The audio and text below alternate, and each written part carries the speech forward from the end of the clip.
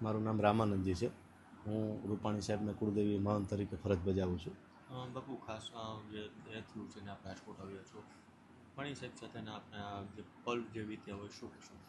ખરેખર અમારે તો સાહેબને પલ તો અવારનવાર અમારે સાહેબ ત્યાં 15 દિવસ મહિને એમના કુળદેવી છે ત્યાં આવતા અને કલાક સુધી અમે બેઠા હોય, સાહેબ નાસ્તો કરતા હોય અને મને કહેતા હોય બાપુ શું હવે અહીંયા શું કરવું છે આ તે, અને અહીંયા લીપ બનાવવું છે. એ પણ એમને વાત કરી કે બાપુ આપણે અહીં અમુક ઉંમરલાયક લોકો હોય એ અહીં ન આવતી હોય, ઉપર ન ચડી શકતા હોય, જેથી આપણે કરીને લીપ બનાવશું અને મારા કુળદેવીનો ભવ્ય મંદિર બનાવેલ છે અને આપણે આ પણ વિકાસ કરવાનો છે. હજી પણ આપણે અહીં સંતો માટે રહેવા માટે વ્યવસ્થા બનાવવાની છે અને કોઈ પણને અહીંયા તપ કરવું હોય તો આપણે એવી કુટિકા બનાવશું, પરમ કુટિકાથી ત્યાં તપ કરી શકે એવી એમની છેલ્લી ઈચ્છા હતી.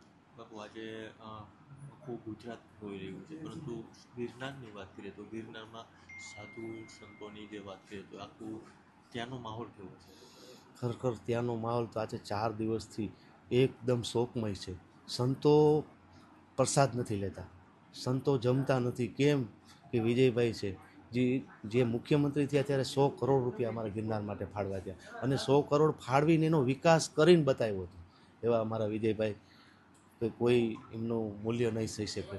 અને આવા સીએમ જે એકદમ દયાળુ હોય, જે નિરાધારને વ્યક્તિને જોવે કે કોઈ પણ પગે કંઈ અપંગ હોય એને જોવે તો તરત એની સહાય કરવાનું સામેથી જ કહેતા.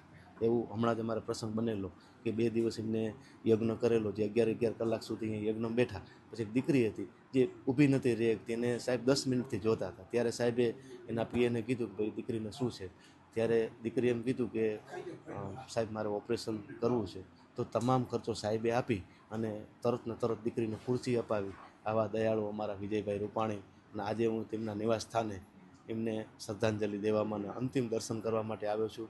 અને હું અંતિમમાં એટલું કહીશ કે આજે એમના પરિવારને સહન કરવાની મા અંબા, એમના સુરાપુરા દાદા એમને શક્તિ આપે, વારંવાર બસ એમને શક્તિ આપે, કારણ કે આવો પહાડ કોઈને ન તૂટે.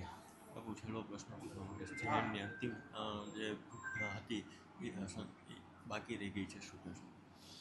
એની અંતિમ ઈચ્છા બાકી રહી ગઈ છે. સાહેબે જે અહીંયા એમના કુળદેવીએ મને લીપ બનાવવાનું કીધું ને એનો વિકાસ કરવાનું કીધું. મને એવું કીધું કે બાપુ 2 અલગ અલગ એસ્ટિમેટ બનાવી અને મોકલાવજો. હું મારા ખર્ચથી અમારા કુળદેવીનું મંદિર તો બનાવેલ છે પણ આ સંતો માટે વ્યવસ્થા પણ આપણે કરશું. ત્યારે હવે અંતિમ ઈચ્છા એમને અધૂરી છે, તો મને વિશ્વાસ છે કે એમનો વાલો દીકરો ઋષભ છે એ આ બધી ઈચ્છા પૂર્ણ કરશે. અને એવી પણ ઈચ્છા વ્યક્ત કરું છું કે રાજ્યના, આપણા ગુજરાત રાજ્યના અને ભારતના મુખ્ય વડાપ્રધાન નરેન્દ્ર મોદી સાહેબ એમને કેન્દ્રમાં મંત્રી બનાવે.